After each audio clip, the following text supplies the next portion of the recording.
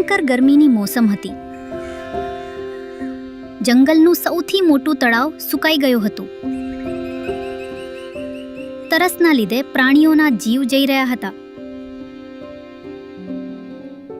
પણ આ ડરામણા માહોલમાં પણ એક પ્રાણી મસ્ત હતું. તેને માત્ર પોતાની ઊંઘથી જ મતલબ હતો. આ ભયંકર ગરમીમાં ઉઠીને કોઈ પણ કામ કરવું મારા વશની વાત નથી. તેથી મારા વહાલા આળસને અપનાવતા હું ચાદર તાણીને થોડીવાર વધુ સપનાની દુનિયામાં ખોવાઈ જવા માંગુ છું. સુકાઈ ગયેલા તળાવના કિનારે જંગલના રાજા શેરખાને આપાતકાલીન સભા બોલાવી. ત્યાં ચતુરા, ચંપક અને નીલમ પહોંચ્યા. ત્યારે જ નસકોરાનો અવાજ ગુંજ્યો. તે આળસુ ગધેડો ઘસીટારામ હતો. તે ઝાડ નીચે ઊંઘી રહ્યો હતો.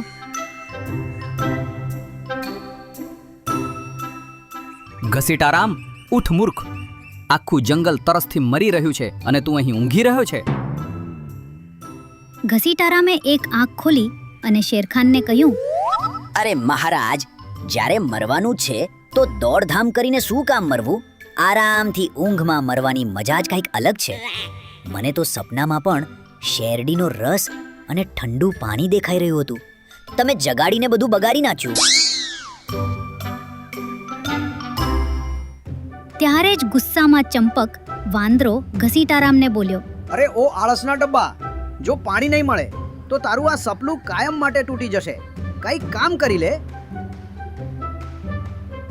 મહારાજ, ચંપક સાચું કહી રહ્યો છે. મેં ઉત્તરથી દક્ષિણ સુધી બધું તપાસી લીધું. જમીનની નીચે ભેજનું એક ટીપું પણ નથી. હવે આપણે કંઈક નવું વિચારવું પડશે. મહારાજ, મેં સાંભળ્યું છે કે જંગલની પેલે પાર માણસોએ પાણી કાઢવાની કોઈ નવી રીત શોધી છે. જો તમારી પરવાનગી હોય તો હું માણસોની સરહદ તરફ ઉડાન ભરું. હું પાણી શોધીને લાવીશ. આ બહુ જોખમી છે નીલમ, પણ આપણી પાસે કોઈ રસ્તો નથી. તું આકાશમાંથી શોધ. ચંપક, તું ઝાડના મૂળમાં જો. ચતુરા, તું જૂની ગુફાઓમાં તપાસ કર. અને ઘસીટારામ, તું માટી ખોદીને જો કે ક્યાંય ભેજ છે કે નહીં. માટી ખોદું? મહારાજ, મારી ખરીઓ ઘસાઈ જશે. હું તો ચાલ્યો ઊંઘવા. બધા પાણીની શોધમાં નીકળી પડ્યા. ઘસીટારામ થોડું જમીન ખોદવાનું નાટક કરીને ફરી સૂઈ ગયો. બીજી બાજુ નીલમ તેજ લૂમાં ઉડતી રહી. ત્યારે જ તેને વાદળી કાચ દેખાયા. તે સોલર પેનલ. નીચે એક મશીન હતું. ત્યાંથી પાણી ટપકી રહ્યું હતું.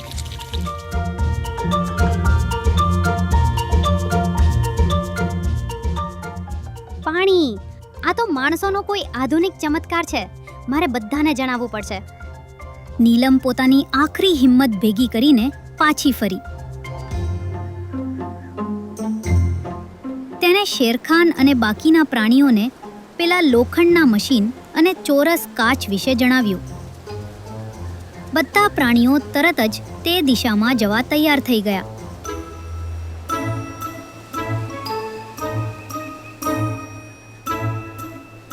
ઉઠ ઘસીટારામ, આપણે 5 માઇલ દૂર જવાનું છે. નીલમનને પાણી મળી ગયું છે. 5 માઇલ? મહારાજ, મારા પગમાં તો પહેલેથી જ ફોલ્લા પડ્યા છે. તમે લોકો જાઓ. મારા હિસ્સાનું પાણી એક પાંદડામાં ભરીને લઈ આવજો. હું અહીં જ રાહ જોઈશ. જો તું અત્યારે નહીં ઉઠ્યો તો આજે મારું બપોરનું જમવાનું તું જ બનીશ. શેરખાનની ગર્જના સાંભળીને ઘસીટારામનો બધો આળસ ઉડી ગયો અને તે ધ્રુજતો સૌથી આગળ દોડવા લાગ્યો. બાપ રે, આજે જો શેરખાને સાચે જ ખાઈ લીધો તો. જ્યારે તેઓ તે જગ્યાએ પહોંચ્યા ત્યારે તેમણે જોયું કે તે એક સોલર વોટર પંપ હતો. પરંતુ પાણી ફક્ત ટીપે ટીપે પડી રહ્યું હતું, કારણ કે કાચ પર ધૂળનું જાડું પડ જામી ગયું હતું અને લાલ રંગનું એક મોટું પૈડું બંધ હતું. અહીં તો ફક્ત ટીપા છે. નીલમ, તે અમને છેતર્યા. થોભો! મેં માણસોને વાત કરતા સાંભળ્યા હતા. આને સોલર પંપ કહેવાય છે. આ કાચ સૂર્યનો તડકો પીવે છે અને જમીનની અંદરથી પાણી ખેંચે છે, પણ આ કાચ પર ધૂળ છે, તેથી તે તડકો પી શકતા નથી. ધૂળ હું હમણાં જ સાફ કરું છું. વાંદરો પોતાની પૂરી ચપળતાથી પેનલ પર ચડ્યો અને ગણતરીની સેકન્ડોમાં પોતાના હાથ અને પૂંછડીથી બધી ધૂળ સાફ કરી દીધી. જેવો તેજ તડકો સાફ પેનલ પર પડ્યો, મશીનની અંદરથી ગડગડ જેવો ભારે અવાજ આવવા લાગ્યો. ત્યારે લોમડીએ મશીન સાથે જોડાયેલો જાડો પાઇપ જોયો. તેણે કહ્યું, મશીન જીવતું થઈ ગયું, પણ પાણીને તળાવ સુધી લઈ જવા માટે આ જાડા પાઇપને આપણે પેલા સૂકા ખાડા સુધી ખેંચવો પડશે. ઘસીટારામ, તારો સમય આવી ગયો છે.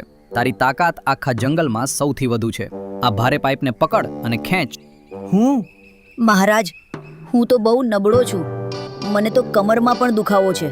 મેં ગઈકાલથી કંઈ ખાધું નથી. ઘસીટારામ, આળસ આજે તારો જીવ લેલી લેશે. કાં તો પાઇપ ખેંચ અથવા મારી ભૂખ મિટાવ.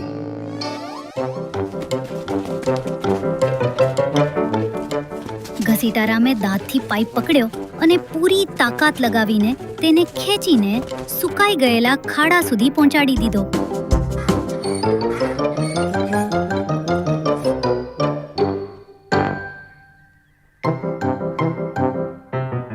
શાબાશ ઘસીટારામ. હવે મહારાજ, બસ આ લાલ પૈડાને ફેરવવાનું છે. આમાં બહુ કાટ લાગ્યો છે. પાછા હટો બધા. શેરખાને પોતાના વિશાળ પંજાનું પૂરેપૂરું જોર લગાવ્યું અને વાલ્વને એક જ ઝટકે ફેરવી દીધો. પાઇપમાંથી ઠંડા, સાફ અને મીઠા પાણીની એક બહુ જાડી અને તેજ ધાર ફૂટી નીકળી.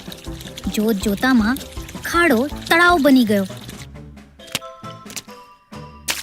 અને પહેલો ફુવારો સીધો ઘસીટારામના મોઢા પર વાગ્યો.